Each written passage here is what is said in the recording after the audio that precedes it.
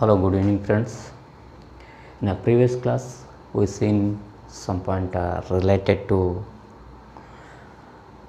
sampling methods. Now we will be see some more point related to correlationship or correlations.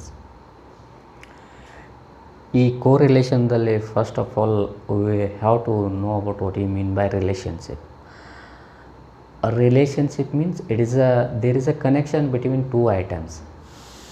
ಎರಡು ಐಟಮ್ಗಳ ಮಧ್ಯೆ ಒಂದು connection ಇರ್ತದೆ. ಆ connection ಏನೈತೆ ಅನ್ನೋದು ಸ್ಟಡಿ ಮಾಡೋದಕ್ಕೆ ರಿಲೇಷನ್ಶಿಪ್ ಅಂತ ಕರಿತೀವಿ. ಅದೇ ಥರ ಈ ಕೋರಿಲೇಷನ್ಶಿಪ್ ಬಂದಾಗ usually there is a study of relation between two variable. We will be call it as a bivariate analysis. There is a study of relation between the two variable that we will be call it as a bivariate analysis, otherwise correlationship study ಅಂತ ಹೇಳಿ ಕರಿತೀವಿ. ಅದೇ ಥರ definition aspect ಬಂದಾಗ how they are going to defining the term correlationship means there is a determine the degree of relationship between variables. There is a extent or determine the degree of relationship between two variable.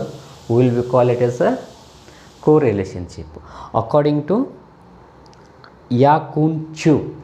According to statistician Ya-Kun Chu, to determine the degree of relation between variable, that we will be call it as correlationship.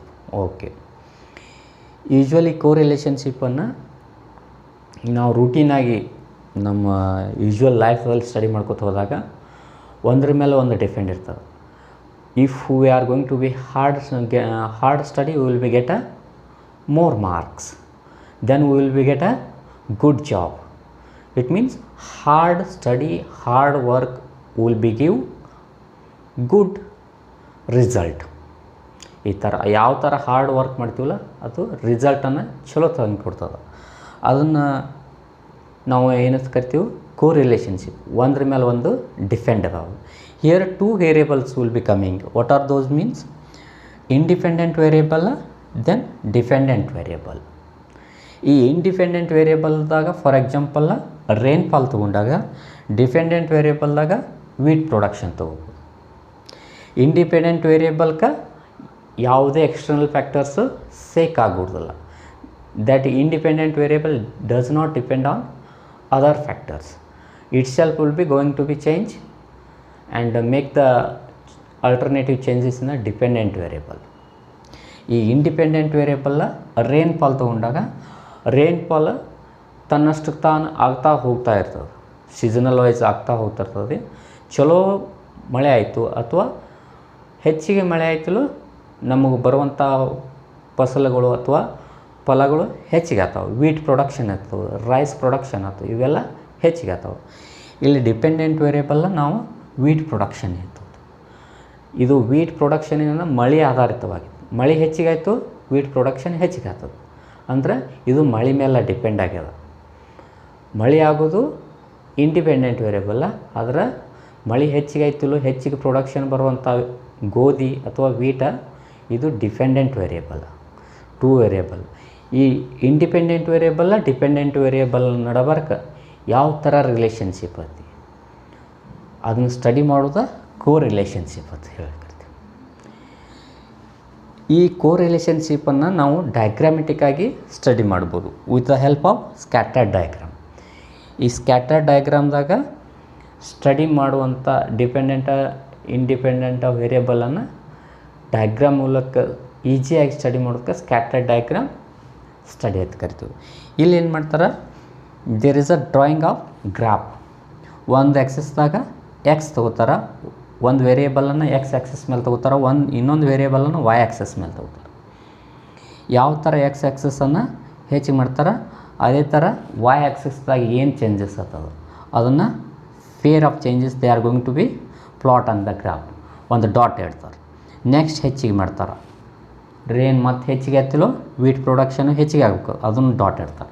ಆ ಬಂದಂಥ ಡಾಟನ್ನು ಕೂಡಿಸಿ ಒಂದು line ಬರ್ತದೆ ಅಥವಾ ಒಂದು image draw ಆಗ್ತದೆ. ಆ image itself will be suggest some relationship. Positive relationship ಐತೋ ಅಥವಾ ನೆಗೆಟಿವ್ ರಿಲೇಷನ್ಶಿಪ್ ಐತೋ. ಮಳೆ ಹೆಚ್ಚಾಗಣ ಗೋಧಿ ಪ್ರೊಡಕ್ಷನ್ ಹೆಚ್ಚಿಗೆ ಆಗ್ತದೆ, ಮಳೆ ಕಮ್ಮಿ ಆಯ್ತಲ್ಲ ಗೋಧಿ ಪ್ರೊಡಕ್ಷನ್ ಕಮ್ಮಿ ಆಗ್ತದೆ. ಈ ಥರ ರಿಲೇಷನ್ಶಿಪ್ಪನ್ನು ಹೇಳೋದಕ್ಕೆ ಈ ಸ್ಕ್ಯಾಟರ್ ಡಯಾಗ್ರಾಮ್ ಮೂಲಕನೂ ಸ್ಟಡಿ ಮಾಡ್ಬೋದು. Okay, here scatter diagram we are going to be having a types. There are 5 types of scatter diagram. First one is perfect positive correlationship. Second one perfect negative correlationship. Third one highly positive correlationship. Fourth one highly negative correlationship. Last one there is no correlationship. ಇವು 5 ಥರ ರಿಲೇಷನ್ಶಿಪ್ಪನ್ನು study ಮಾಡ್ಬೋದು in between the dependent and independent variables. Okay, then what you mean by perfect positive correlations? ಈ ಇಮೇಜನ್ನು ನೋಡಿದಾಗ perfect positive ಕೋರಿಲೇಷನ್ಶಿಪ್ ಬರ್ತದೆ. ಇಲ್ಲಿ R ವ್ಯಾಲ್ಯೂವ +1 ಇರ್ತದೆ. Here r value is +1. Here for example we can be take here as a PM, protein energy malnutrition. ಈ ಕಂಡೀಷನ್ದಾಗ ನಾವು ಯಾವ ಥರ ಪ್ರೋಟೀನ್ ಅಥವಾ ನ್ಯೂಟ್ರಿಷಿಯಸ್ ಡಯಟನ್ನು ಕುಡ್ಕೋತ ಹೋಗ್ತೀವಿ every week, every day, every week, every month, ಅದೇ ಥರ ವೇಟ್ ಗೇನ್ ಹಾಕೋತ ಹೋಗ್ತದೆ. ಫಸ್ಟ್ ವೀಕ್ದಾಗ ನಾವು ಮೆಜರ್ ಮಾಡಿದಾಗ 3 kg ಇದ್ದದ್ದು ಸೆಕೆಂಡ್ ವೀಕ್ದಾಗ 4 kg ಆಗ್ತದೆ. ನೆಕ್ಸ್ಟ್ ಥರ್ಡ್ ವೀಕ್ದಾಗ 8 kg ಆಗ್ತದೆ. ಯಾವ ಥರ ನಾವು ನ್ಯೂಟ್ರಿಷಿಯಸ್ ಪ್ರೋಟೀನ್ ರಿಚ್ ಡಯಟನ್ನು ಕುಡ್ಕೋತ ಹೋಗ್ತೀವೋ ಅದೇ ಥರ ವೇಟ್ ಗೇನ್ ಹಾಕೋತ ಹೋಗ್ತದೆ. That protein we are drawing in the x-axis, we are going to increasing the protein level of providing to the baby. Same way the weight gain for every week there is a increase that drawn in the graphs. Here there is a positive correlationship. Okay, here in a positive correlationship what happen means we will be get a straight line. How will we get a straight line means the lower left hand corner to the upper right hand corner. Lower left hand corner ದಿಂದ upper right hand corner there is a straight line. We will be get straight line. Lower 0 ದಿಂದ highest 100 ತನಕ straight ಲೈನ್ದಾಗ 2 dot ಬೀಳ್ತಾವೆ. x-axis dot ಬೀಳ್ತದೆ, y-axis dot ಬೀಳ್ತದೆ. ಆ ಡಾಟ್ಗಳನ್ನು ಕೂಡಿಸಿದಾಗ will be get a straight upward indicating straight line. That will be call it as a perfect positive correlationship. Example ನೋಡ್ತೀವಲ್ಲ, ಯಾವ ಥರ ಪ್ರೋಟೀನ್ ರಿಚ್ ಇದ್ದಂಥ ಫುಡ್ಡನ್ನು ಕೊಡೋದ್ರಿಂದ ವೇಟ್ ಗೇನ್ ಹಾಕೋತ ಹೋಗ್ತದೆ ಎವ್ರಿ ವೀಕ್. ಅದನ್ನು ನಾವು ಪರ್ಫೆಕ್ಟ್ ಪಾಸಿಟಿವ್ ಕೋರಿಲೇಷನ್ಶಿಪ್ ಮೀನ್ಸ್ ಪ್ರೋಟೀನನ್ನು ಕೊಡೋದ್ರಿಂದ ವೇಟ್ ಗೇನ್ ಹಾಕೋತ ಹೋಗ್ತದೆ. Got it? Okay, and next one perfect negative correlationship. ಈ ಪರ್ಫೆಕ್ಟ್ ನೆಗೆಟಿವ್ ಕೋರಿಲೇಷನ್ಶಿಪ್ ಆರ್ ವ್ಯಾಲ್ಯೂವ -1 ಇರ್ತದೆ. ಆರ್ ವ್ಯಾಲ್ಯೂ -1 ಅಂದರೆ ಇದರ ಅಪೋಸಿಟ್, ಮ್ಯಾಲಿಂದ್ರ ಅಪೋಸಿಟ್ ಇರ್ತದೆ. Here there is we will be get a straight line from upper left hand to lower right hand. The straight line will be showing downward movement.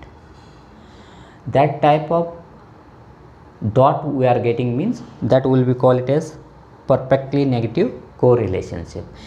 ಯಾವ ಥರ ಎಕ್ಸೆಸ್ಸನ್ನು ಹೆಚ್ಚಿಗೆ ಮಾಡ್ಕೋತ ಹೋದಾಗ ವೈ ಆಕ್ಸೆಸ್ ಸೈಮಲ್ಟೇನಿಯಸ್ಲಿ ಕಮ್ಮಿ ಹಾಕೋತ ಬರ್ತಿರ್ತದೆ. For example ಈಗ hyper glycaemic ಕಂಡೀಷನ್ದಾಗ sugar ಇರುವಂಥ ಪೇಷಂಟ್ದಾಗ insulin ಕೊಡ್ಕೋತೀವಿ, 4 unit ಕೊಡ್ತೀವಿ starting, ಆವಾಗ 300 ಇರ್ತದೆ. ನೆಕ್ಸ್ಟ್ +4 ಯೂನಿಟ್ ಅಂದರೆ 8 ಯೂನಿಟ್ ಕೊಡ್ತೀವಿ, ಆವಾಗ 250 ಬರ್ತದೆ ಶುಗರ್ ಲೆವೆಲ್. ನೆಕ್ಸ್ಟ್ 8 ಇದ್ದದನ್ನು 12 ಮಾಡ್ತೀವಿ, ಆವಾಗ 200 ಬರ್ತದೆ. ನೆಕ್ಸ್ಟ್ ಮೋರ್ ದೆನ್ 12 ಯೂನಿಟ್ ಕೊಡ್ತೀವಿ ಆವಾಗ 150 mg/% ಬರ್ತದೆ. ಅಂದರೆ ಯಾವ ಥರ ನಾವು ಎಕ್ಸ್ ಆಕ್ಸಿಸನ್ನು ಹೆಚ್ಚಿಗೆ ಮಾಡ್ಕೊತ ಹೋಗ್ತೀವೋ ಅದೇ ಥರ ವೈ ಆಕ್ಸಿಸ್ದ ಡಿಗ್ರಿ ಕಮ್ಮಿ ಆಕೋತ ಬರ್ತದೆ. It means how we are going to increasing the insulin level, same way there is a decrease in blood sugar level. It indicate there is a perfect negative correlationship. There is a perfect negative correlationship between injection of insulin and hyperglycemia. Okay, got it? This is about perfect negative correlationship. Next ಬಂದಾಗ highly positive correlationship and highly negative correlationship. First ಏನು ಮಾಡೋಣ, highly positive correlationship ತಗೊಂಡಾಗ here we cannot be get a straight line. Here we will be get a band of from a lower left hand corner to upper right hand corner. We will be get a band of dots. As we are increasing the x-axis value, same way there is a equal to x-axis or near to x-axis there is a increase in y value also. That's why we will be get a band here. ಈ X ಆಕ್ಸೆಸನ್ನು ಹೆಚ್ಚಿಗೆ ಮಾಡಿದಾಗ ಅದೇ ಥರ ಸ್ವಲ್ಪ Y axis ಹೆಚ್ಚಿಗೆ ಹಾಕೋತದ. Will be get a band of dots. After connecting all this band will be get a strip of dots. This type of relationship will be call it as a highly positive correlationship. ಇದ್ರಾಗ ಗೊತ್ತಾಗ್ತದೆ there is a increase in fast increase in x-axis, there is a slow increase in y-axis. ಯಾವ ಫಾಸ್ಟಾಗಿ ಕೊಟ್ಟರು ಸಹಿತ y-axisದಾಗ at least slow ಆಗಿರೇ improvement ಆಗುತ್ತೆ. Okay, this is highly positive correlationship. ಇದೇ ಥರ ಹೈಲಿ ನೆಗೆಟಿವ್ ಕೋರಿಲೇಷನ್ಶಿಪ್ ಬರ್ತದೆ. ಇಲ್ಲಿ ಏನಾಗ್ತದೆ, will be get a band of dots from upper left corner to lower right corner. We get a band of dots. This types of relationship will be called it as a negative correlationship. ಯಾವ ಥರ ನಾವು X ಆಕ್ಸಿಸನ್ನು ಹೆಚ್ಚಿಗೆ ಫಾಸ್ಟಾಗಿ increase ಮಾಡ್ಕೊತ ಹೋದಾಗ ಡಾಟ್ಸನ್ನು Y axis slow ಆಗಿ irregular ಆಗಿ ಕಮ್ಮಿ ಹಾಕೋತ ಬರ್ತಿರ್ತಾವೆ, ಅದು ಹೈಲಿ ನೆಗೆಟಿವ್ ಕೋರಿಲೇಷನ್ಶಿಪ್. ಇಲ್ಲಿ ಹೈಲಿ ಪಾಸಿಟಿವ್ ಕೋರಿಲೇಷನ್ದಾಗ ಆರ್ ವ್ಯಾಲ್ಯೂ ಏನಿರ್ತದೆ, ಮೋರ್ ದೆನ್ 0.75 ಇರ್ತದೆ. Plus R value is plus more than 0.75. ಆದರೆ ಹೈಲಿ ನೆಗೆಟಿವ್ ಕೋರಿಲೇಷನ್ಶಿಪ್ದಾಗ R value minus more than 75 ಇರ್ತದೆ. Got it? ಓಕೆ. ನಾ last one, there is no correlationship. ಯಾವುದೇ ಒಂದು ರಿಲೇಷನ್ಶಿಪ್ ಇಲ್ಲ. There is, if you are increasing X value there is no changes in Y value. ಈಗ for example insulin ಕೊಡೋಣ, lung cancer ಕಮ್ಮಿ ಆಗ್ತದೆ, ಅದಕ್ಕೆ ಲಿಂಕ್ ಇಲ್ಲ. ಈಗ for example protein rich diet ಕೊಟ್ಟಿವು, ಅದರಿಂದ ಬ್ಲಡ್ ಶುಗರ್ ಲೆವೆಲ್ ಕಮ್ಮಿ ಆಗ್ತದೆ, ಇದಕ್ಕೆ ಲಿಂಕ್ ಇಲ್ಲ.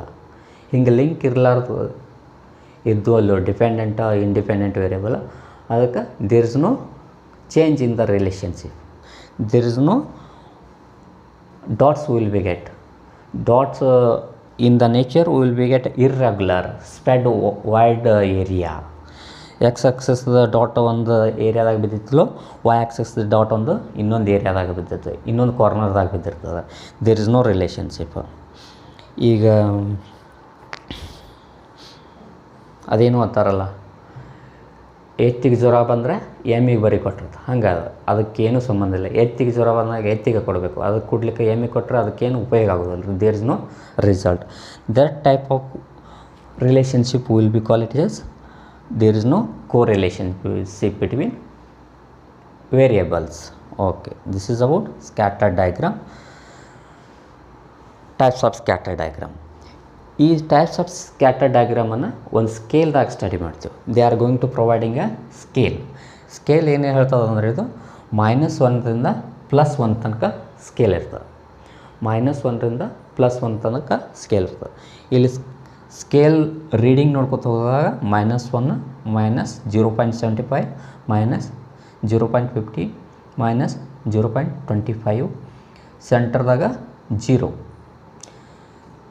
ನೆಕ್ಸ್ಟ್ +0.25 +0.50 ನೆಕ್ಸ್ಟ್ +0.75 ನೆಕ್ಸ್ಟ್ +1 ಮುಂದೆ ಬರುವಲ್ಲ ಮೋರ್ ದ್ಯಾನ್ +1 ಈ ಕಡೆ ಈ ಸೈಡ ಮೋರ್ ದ್ಯಾನ್ -1 ಬರ್ತಾವೆ. ಓಕೆ, ಇಲ್ಲಿ ದೇರ್ ಇಸ್ ನೋ ರಿಲೇಷನ್ಶಿಪ್ ಬಂದಾಗ ವ್ಯಾಲ್ಯೂ ಏನಿರ್ತದೆ ಅಂದರೆ R value. Relationship R value is 0 means it indicate no co relationship.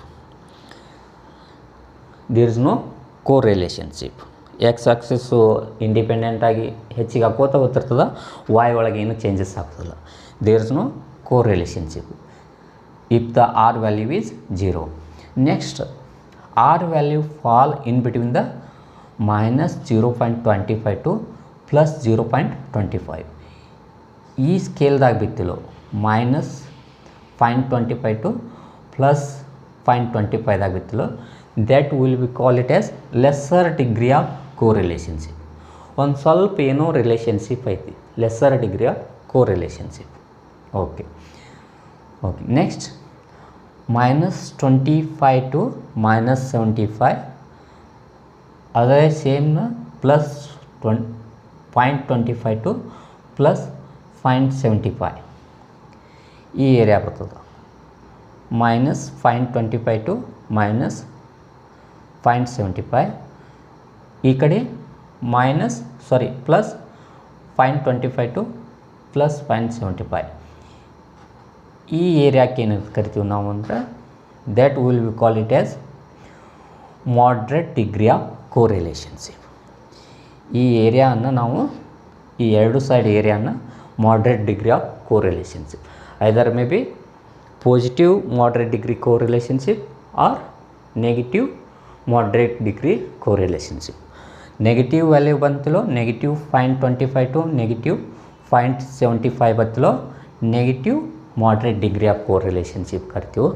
ಅದೇ ಥರ ಪ್ಲಸ್ ಸೈಡ್ ಬಂದಾಗ +25ದಿಂದ +0.75 ಬಂದಾಗ positive moderate degree of correlationship ಅಂತ ಕರಿತೀವಿ.